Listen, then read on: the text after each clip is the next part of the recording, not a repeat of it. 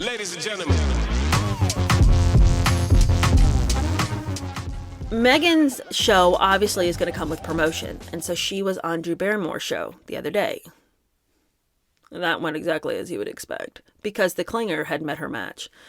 And it is so clear that Megan was so uncomfortable, because Drew Barrymore always shows up in what would appear to be cast offs from Diane Keaton's wardrobe. And she always wants to cuddle up to the person. She has to always touch them and hold their hand. And I just feel like in an industry like Hollywood, where people are so obsessed with you not taking too much of their personal space. What was Me Too if it wasn't you got too close to me? I don't understand why Drew feels like because she's a woman that entitles her to be excessive in this physical contact. I mean, I just have never seen anybody be so objectionable, not once, not twice, but every time she has somebody on that couch.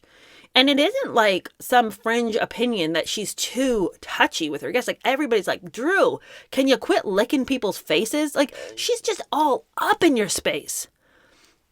Well, anyway, Megan couldn't handle it. And in all of the pictures and the PR from this interview, Megan's standing there with her hands in her pockets while Drew is draping herself all over Megan. It's so weird. But of course, the moment that everyone's talking about is that when Drew was interviewing her, she mentioned to Megan that she personally had met Princess Diana when she was 7 and had given her some kind of award. That is so special. I mean, you had it here. Oh. I was lucky enough to... That's really special. It means so much to me to have met such an incredible human being that transcended everything. It was the honor of my life. Oh my gosh, well, I will tell H that for sure, and yeah, okay. Cool. Yeah, okay. Cool. Megan is beside herself. I mean, that Drew would have an experience with her husband, H's mother, when she herself never even met the woman, is soul crushing. And you can see a little piece of her dying inside. The whole interview is so lame. Megan is trying so hard to create this idea that she's like just this stay-at-home mom, that she just acts like her whole life is all about her kids. And there's this one clip that I thought was so interesting, where she's talking about the fact that she, when she leaves and she has to go away and travel and stuff, which I'm like, why would you have to travel? You don't have anything to do.